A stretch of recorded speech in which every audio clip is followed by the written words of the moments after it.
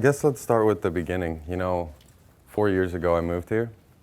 In March will be 4 years. And I was living out of a van. I was, I just have a high school degree. And the first couple of years after high school, I spent a lot of time hitchhiking around the country and figuring out life, I guess.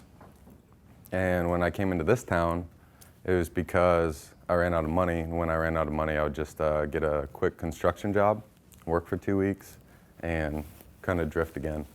I guess I was trying to find, I don't know, my place in life or something, So, but I met a bunch of great people here that it made me want to stay here at least a couple months.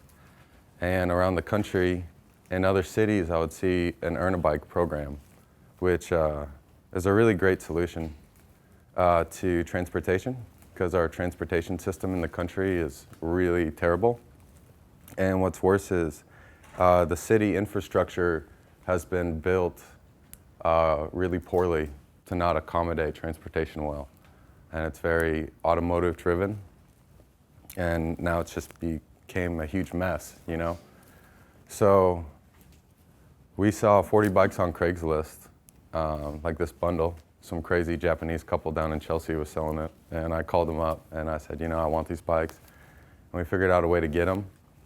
And we started up this very small Earn a Bike program in a warehouse. And for about a whole year, it was just like this kind of weekend thing, right, on Saturdays. And there's really no set rules. We just wanted to find a way for guys to be able to obtain a bike who didn't have money. And we tried to kind of set some sort of policies, come just spend some time with us, or, a couple days and help out in the shop, and then we'll just give you a free bike, It's pretty straightforward. And it seemed like a simple concept. And it is, really. It really is. But there's a whole bunch of, we got a whole bunch of problems, in our community, our social setting, that can be solved pretty easily. And I think the main reason why they aren't solved is because they don't make profit, right? And then therefore you have nonprofits, I guess, once you think about it. But after about a year, my construction work ended. I got fired, basically. And I had like $500 in my pocket, and rent was due in 2 weeks. But I felt this strong intuition to try and do this shop. And the theory was very straightforward. You basically open up a bike shop. So you're going to open up a bike shop. And Birmingham downtown Birmingham didn't have a bike shop, which was really good for this model. And a bike shop in general can just be good for the city, Especially, there's this concept of running a business, but only charging just fair wages, not trying to make as much money as you possibly can. And I feel like that in itself is very noble, and a good thing to do. I wish more businesses would do that. But we were going to open up this bike shop, and it was pretty straightforward. It'd do repairs for the public, and it would have bike sales, both new and used. Used is better. Used bikes is better. And that would come from donations.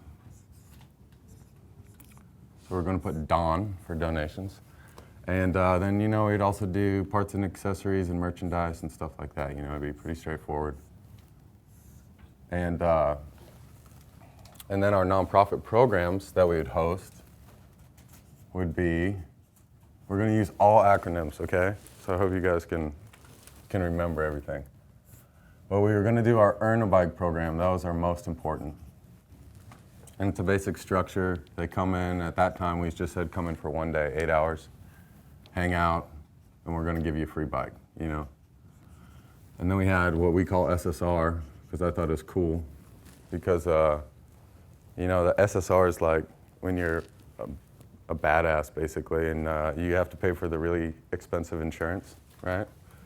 You guys know what I'm talking about? Like Tokyo Drift, car racing and stuff. It's really cool. But it's sliding scale repairs, basically. If you don't got money, just tell us how much you can pay and give us that. And if you can't pay anything, then it's okay. Here's your free bike, And then a public workstation, that was really big. You can come in and work on your bike for free. We have all the tools, we'll help you, we'll be your best friend, stuff like that. And the fourth is, what's the fourth? Mechanics classes. So education, definitely.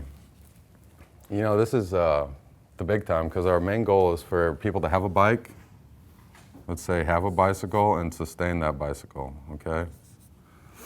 And we wanted to target this. We can get you a bike or fix your bike without any money if needed, and we can sustain you using that bike without any money if needed, And so this is a great split, really.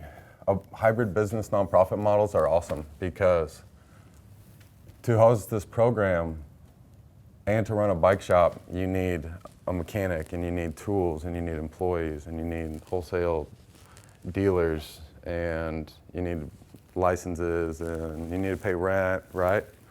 So to lump those expenses together, it helps a lot. And eventually we came up with a system where the bike shop brings in 75%. The percentage goes after the number, right? Okay. Of the total money that we need, right? And then the other 25% is the hard part, the fundraising. But this is awesome. This is awesome that we can do this, because most nonprofits fundraise 100%, And most nonprofits also, they fundraise the money and then they go do the programming or the service, which is okay, I guess. But I find it lacking passion for sure. What we did was, before we had the money, we started doing the services. And that's why we almost went bankrupt for 2 years. So I understand why they do it that way. But we felt like this was a really simple solution. And part of it is that there's like tons and tons of bikes unused, right? Everybody could list off a couple people they know that have a dusty bike sitting in their garage. And for us to just tap into that resource and then repurpose that, re-put it to use, it's a really great solution. So not only are we doing charitable services, but we're also, recycling, repurposing bikes. And not only are bikes an amazing alternative transportation resource, but it's also incredibly healthy, right? It's incredibly healthy. And there's all sorts of statistics surrounding the benefits of cycling, both physically and mentally. And the statistics that by giving somebody a bike that depends on public transit, it just like completely transforms their life. It's a really beautiful thing. So, we decided we were going to do this. But I want to like touch on a personal level why. Not just explain to you guys a cool model, right? Like how this started. And if you guys decide that you want to, follow the social entrepreneur route and you come up with an idea, how does that develop? Like in your head.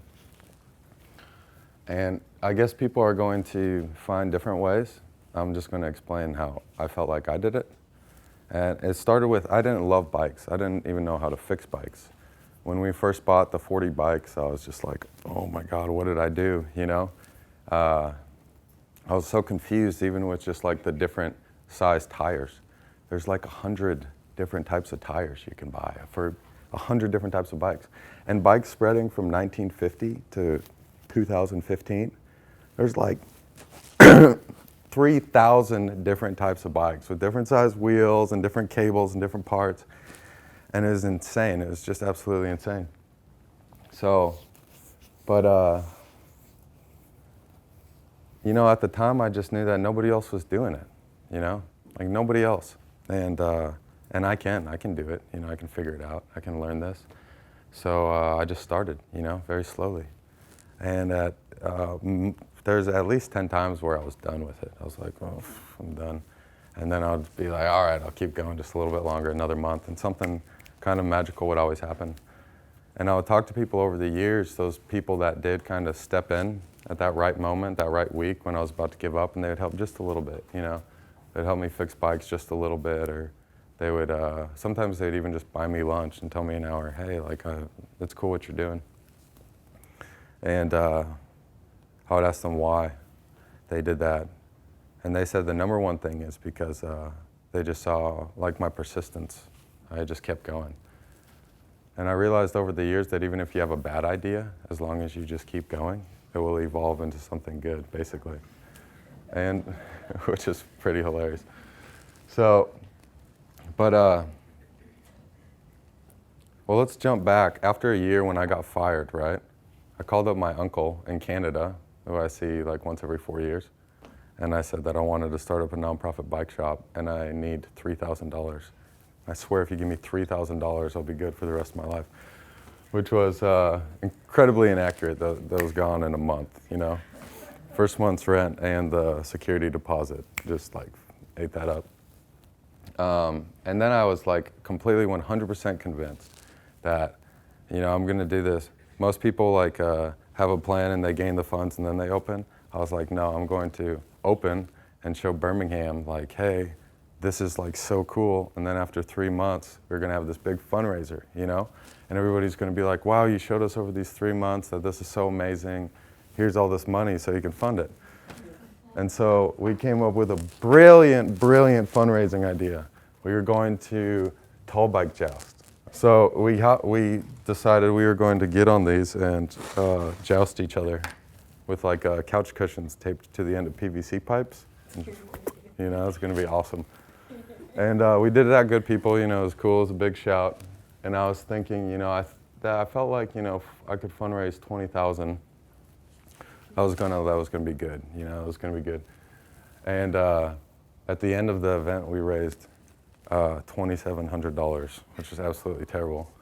And then the two people helping me, you know, at that time that I was like throwing like $100 to, I think they were living off $100 a week. You know, and their parents were paying their cell phone and, you know, their car insurance and stuff, and they were eating bologna sandwiches. That's the tall bike joust. Isn't that beautiful? God, look at that right in the face, huh? And the hat's even like spinning off. Wow. Okay, sorry, I'm getting distracted. So what happened then? What happened was, this was the biggest moment probably in Redemptive Cycles and probably in my life. You know, to do social entrepreneurship, you gotta have a lot of faith in humanity, okay?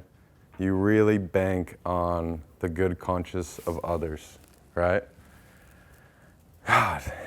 And you have so many people also that will come and they're so excited about what you do. And then you're like, hey, can you help me for a half hour? And they're like, oh, I gotta go, I'm sorry, you know? You know, when you open up like a nonprofit little thing like that, the first people that actually show up are the people who need help, you know?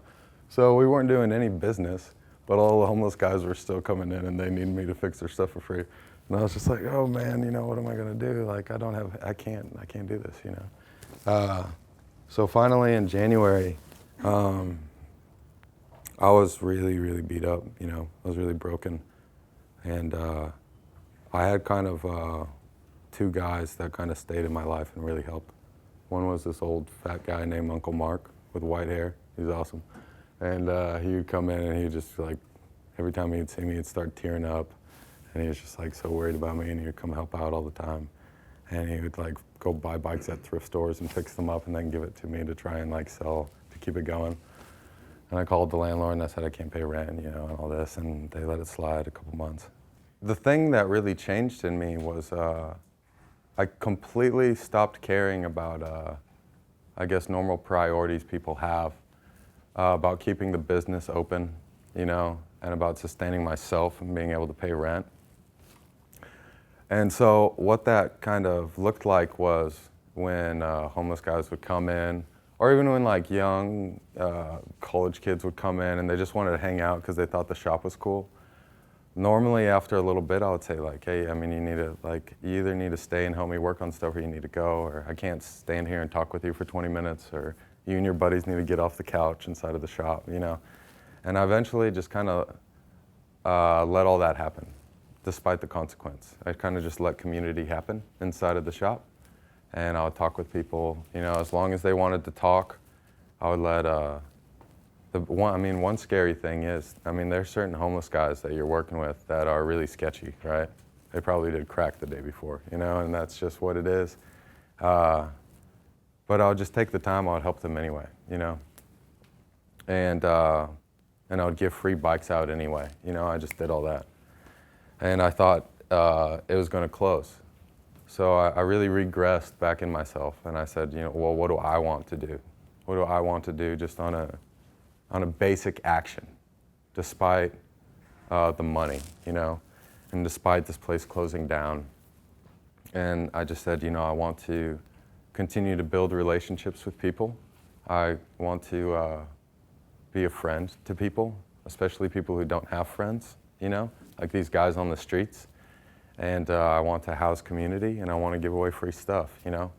I want to consider other people's needs as important as my own needs, right? So every single time I would engage one of these people, and you know, they got a flat they need to fix and they have no money.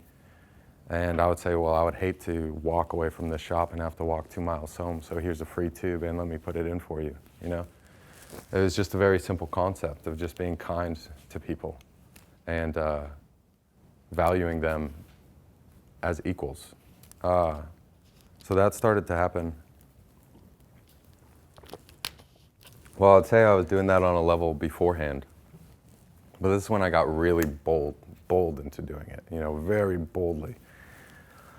And then over a couple months of like survival, a lot of people began to come around and want to volunteer and want to be around. And I got more and more into this kind of social community ideal as well. And it was based upon, like I'll see a lot of bicycle co-ops that are very unapproachable because of this elitist mentality, you know? And a lot of large communities or groups, like a lot of churches you go to or any organization you might, there's like cliques, and it can be scary. And you'll run into a lot of people that are craving healthy social engagement, you know? So I said, well, I want to create this more than anything.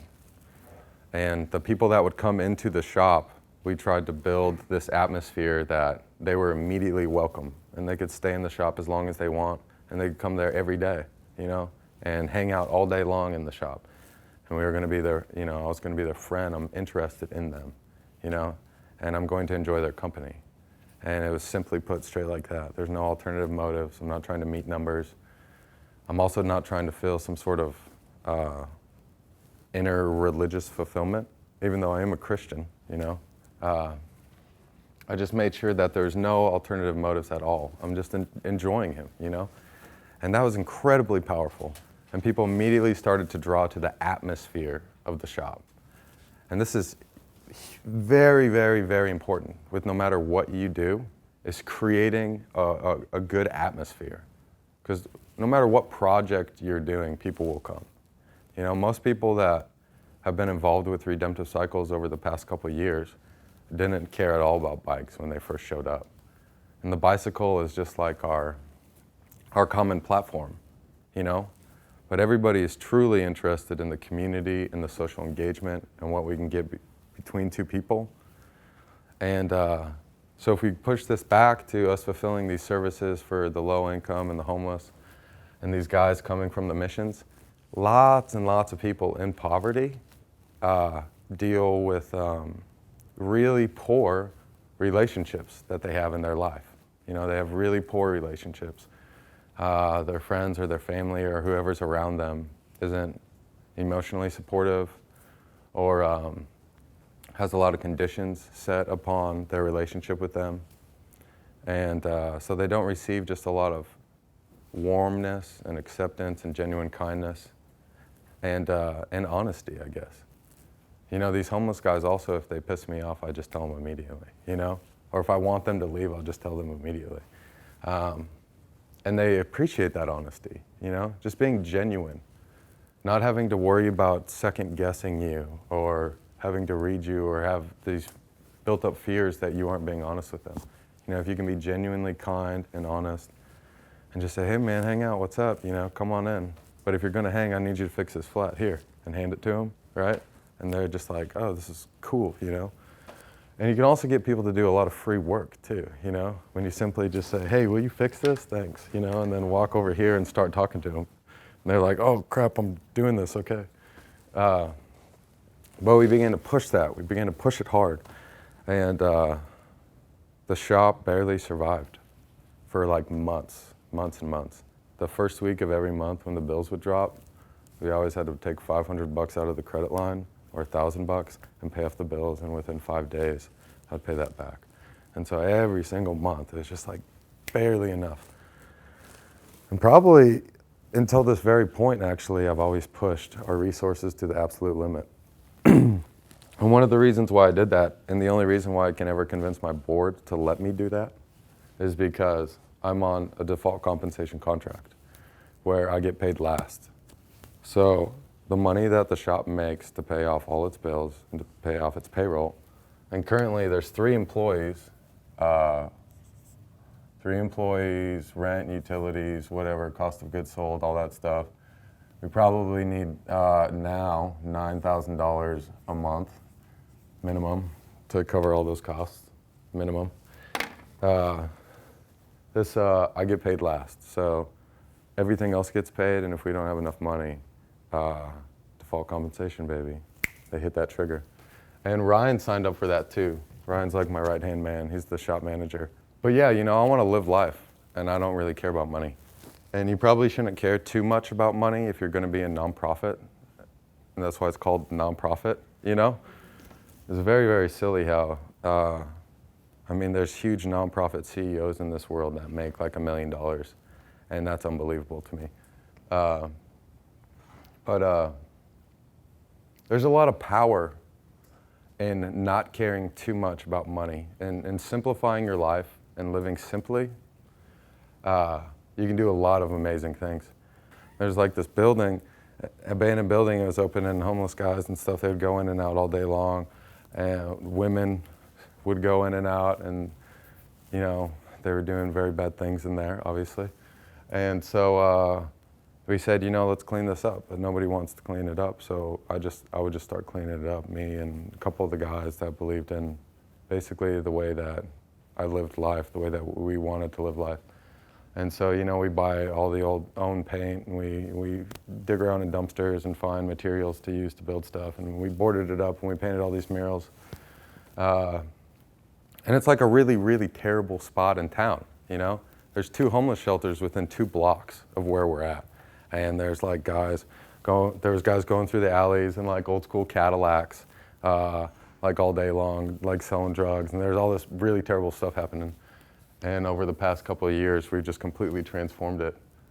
And this is like part of, this is like the building we kind of boarded up, and this is part of the murals, but they stretch down. It was funny, 5 months ago, we had like a married couple in their like gown before pre-wedding photos, right? They showed up in the back alley. They were taking photos of them. And like, if you go down to the end of the alley, look at that's my dog's butt right there. That's pretty funny. Down at the end of the alley, there's like 5 homeless dudes like sitting on buckets, you know, like just chilling. And they're like out here taking wedding photos. And I was so proud. You know? Okay, so a big thing about community though is that we started the group ride, the trample.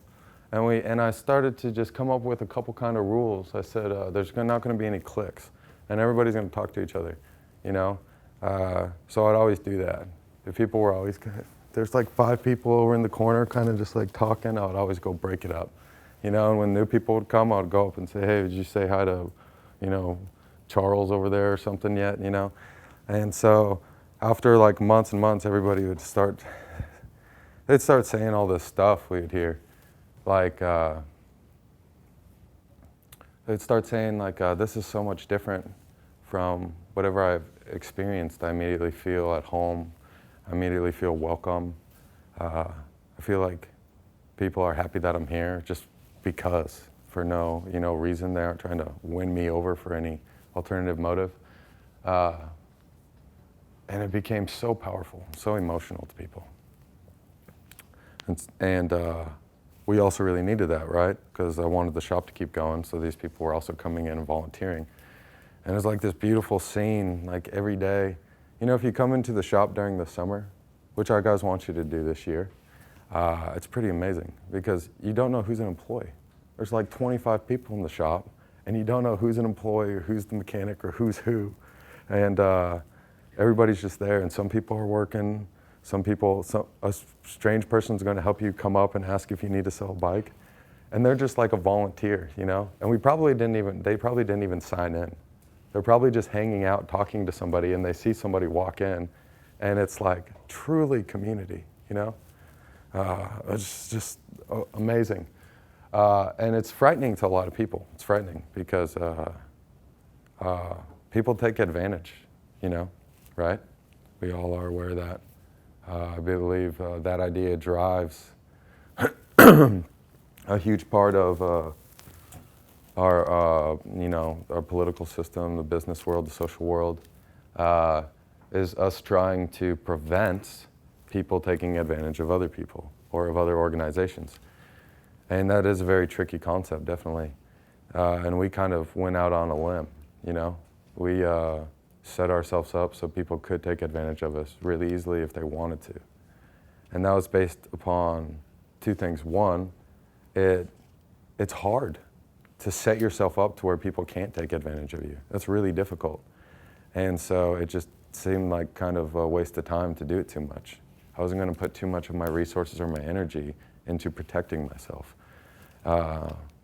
Mainly because I was poor in resources at that time, right? I'm like a startup nonprofit.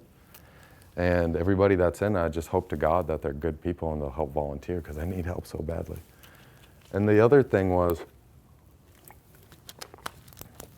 we set ourselves up to be kind of without blame, I guess. We were trying everything in our power to do good, basically. And I think so many people saw that and then therefore would not want to take advantage of us, There's all the time wonderful volunteers would come in, and I would want to give them stuff for free because they put in so many hours. And they'd always say like, no, we're going to pay for it. And we would do, our repairs are so much cheaper than any other bike shop in town. But people would say, whoa, no, here's an extra 20, please take it. And so it became kind of this beautiful idea. It's like, you can charge a normal price of $60, for a repair. And the person, your customer, is going to be like, oh, 60 is kind of a lot, but here, I understand, And you're going to be kind of happy, but not really, and they're going to be kind of happy, but not really, okay? Or you can be like, well, normally I get charged $60, but I'm only going to charge you $30. And they're like, oh my God, that's so amazing. That's so amazing. Listen, you guys are doing such a great thing. Take the 60 anyway. And you end up with the same amount. The same exact thing happened, but they are super stoked and you're super stoked, okay? Boom, baby. That doesn't always happen, but when it does happen, yeah, it's amazing. It's amazing when it happens. Then once you get into nonprofits, there's all this businessy stuff. I also want to share another little secret I was talking with Charles about earlier. This might not be flowing in a linear way, but it's just valuable, for you guys to have. There's a lot of services that you can really do yourself very quickly. You can teach yourself very quickly, like getting business licenses, like applying for a 501c3, doing your accounting, okay, doing legal work, doing taxes. It's actually not as difficult as we assume it to be in the upfront, right? And I know this because I did it, right? I did it all. And it's because I didn't have any money. I didn't have another option. So I was forced into it, but I was scared to death to do it at first. So I want to push you guys too. If you guys start getting into this stuff, do not pay like a lawyer $1,000 to go get your 3 business licenses, you know, because you can literally walk into the courthouse and go up to the lady and say, hey, I'm trying to I'm trying to open up a bike shop, and they'll go, oh, fill out this paper and give me $60, you know, and then it's like, oh, cool, you know, and then you just leave. It's like really simple, you know, and it's just like, wow, mind blowing. That was so easy. And it's, you know, I want to hit on believing in your capability, right? A lot of things we're very capable of doing, but we literally just don't try, you know? Or we don't say it, or we don't speak it. A year ago, there was, so I'm really into welding, okay? Let's take one step back. What I'm really into doing, we're going to take 2 steps back. What I'm really, really into doing is confounding the wise, like sticking it to the man, okay? I love being rebelliously virtuous, okay? And if the government system ever became really pure, I'd be worried about myself becoming a criminal. But thank God, you know, we got a lot of issues, so then I kind of look like this Robin Hood guy right now. But so what I like to do is I love taking things that most people are like throwing out as trash, and I take it and I build this amazing stuff, right? One of the things I wanted to do, just as like a joke to stick it to the man, was, you know, when the salvage art that you see in thrift stores, right? You know, it's quite funny because they pull that stuff out of the trash, and then they build it, and then they sell it to, like, you know, old ladies in Mountain Brook or something. And so I was like, well, let's just cut out the whole process, and I'll just go straight to them and say, hey, I'm going to take out of your trash and in your front yard, build stuff and give you your trash, and then you give me money, you know? I thought it was like awesome, right? And it's sentimental because it's theirs, you know? It's perfect. So I like doing stuff like that, and that's kind of the whole Redemptive Cycles theme, right? To redeem. The word deem means to, you know, perceive it with a certain amount of value. So if we're going to redeem it, we want to take this resource or this person or this bicycle, and even though common culture says it's at a very low value, it's very useless, we're going to say, well, no, we don't think so. It's actually a lot more valuable, and we're going to show you why. We're going to use it. We're going to use it to such an extent that you wish you had it, right? But originally, you threw it out or you assumed that it was trash, right? Or something. And it's really awesome. It's really awesome. So if you come into the back alley, you'll see all sorts of stuff welded up. We got this like 20-foot tall windmill made all out of bike frames. We make most things out of bicycle parts, I guess, because they're on hand, right? But even everything else, everything we build is just like scrap stuff, stuff we got for free. But what I'm saying is, like, get out and do things, you know? Get out and do things. And it can be scary because we're worried about getting tired, you know? Definitely, we're worried about getting tired. But if you get tired, just stop, you know, and then just go out and do it again, or do more stuff. And I don't know, what am I trying to say? I feel like I need to be conclusive, right? Can I ask you a question? Yeah. So on the bike program, how many bikes have y'all given away? 200 to adults, yeah. That's pretty good, right? Yeah. You know, it's difficult because you got to spend a whole day with these guys, you know? A lot of times they don't have anything for them to do. It's not just the bike, is it? No. Bike helmets? Yeah, now they get helmet lock, lights, yep, and a best friend. We sign every one of them a new best friend. But yeah. Huh? Chia? Shout outs to Chia. No, I got to tell you about the compound. So a year and a half later, I was out back and I was smoking a cigarette because I smoke cigarettes. It's not good, but don't do it. So, and I was talking to this guy that owns this warehouse next door that was just like completely gutted, and I made a joke with him and I said, you know, I'll take this whole warehouse for $1,000 a month. Yeah, you know, and which was like more than half price of the market. But I told him I was going to fix it up and what we do, and he liked everything. And He finally, and he said, okay. And I was just like scared to death because I just realized like, I don't want this building, you know? But then I went home that night and I felt a really churning, like intuitive feeling like, this is opportunity here to make a change. And it's gonna be hard, but you know, I gotta do it, you know? I'm in love with seeing change in a community. I'm in love with seeing life and vibrance, you know, and people feeling excited. And I take every opportunity to do that. And so I felt like this warehouse is right, it literally is building connects to the shop. And the bike shop definitely can't afford it, so a couple of us guys are gonna have to move in to pay for the rent. And we're gonna have to build out the whole thing actually. And luckily, my construction background, I can build a house, you know, which is cool. So the day after our second annual tall bike joust, we literally lived off of pizza and high life, me and 8 homeless guys for a month and a half, and remodeled this warehouse and built it, built a kitchen, built bathrooms, built everything, and a workshop, and you know, moved in. And the whole back area was, this is going to be a huge community center, basically. And we're going to let the community use it for free. We're going to do yoga classes, do benefit dinners, do events, do whatever. And really just continue to churn and cultivate community, you know? And community is amazing. Connecting people and resources and allowing them to help each other out is very powerful. So now, after 4 years, I don't really know how this happened, but you know, I came in with 50 bucks in my pocket knowing nobody in this town. And now it's like,